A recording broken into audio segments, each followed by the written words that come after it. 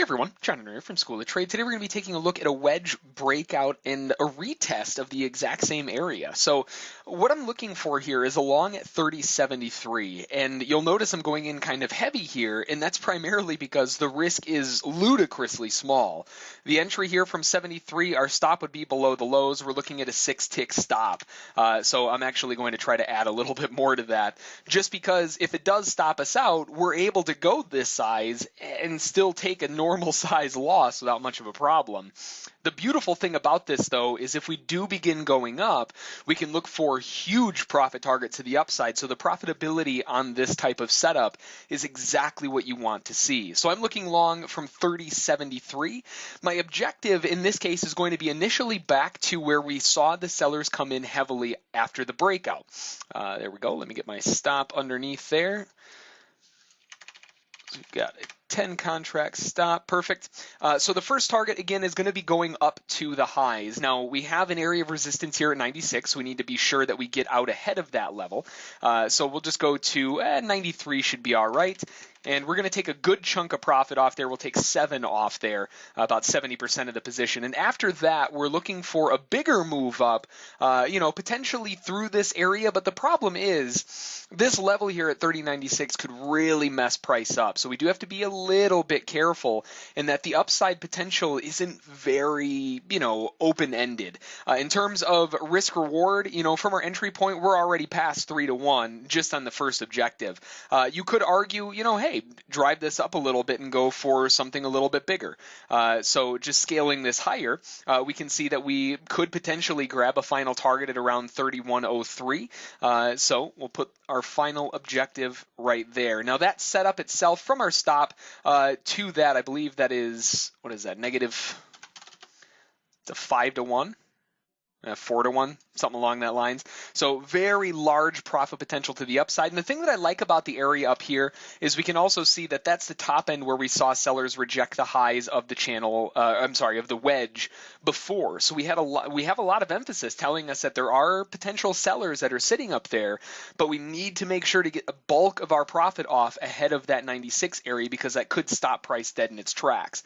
And actually, because of that, I'm going to drop this a little bit and go 8 and 2 because of that strength of that level at 96. We can see that area has been messing price up ever since we came into that level. We've been talking about it in our chat room, and we've been, there's plenty of options for the Euro traders to play off of that area. So now we're looking to buy back up into it. So beautiful entry, super, super small stop, and that's exactly what we want to see for a ride up like this. So entries at 73, looking for the first target off at 93, and then up to 31 for that final target.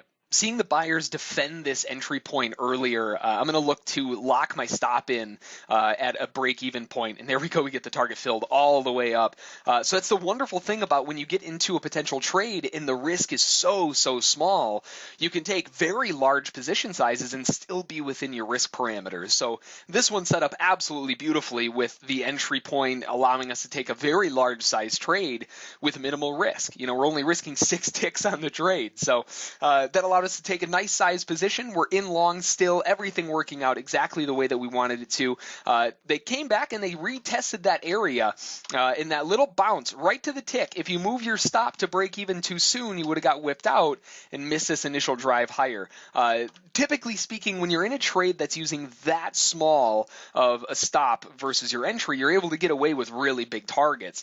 And usually that means you can be a little bit more objective about your targets. Instead of saying, well, I want to go for 2-1 or something like that, you can say, well, where's the last time the sellers came in? And you might be able to take a target right there instead, which may end up being 3, 4, 5-1, depending on where it is.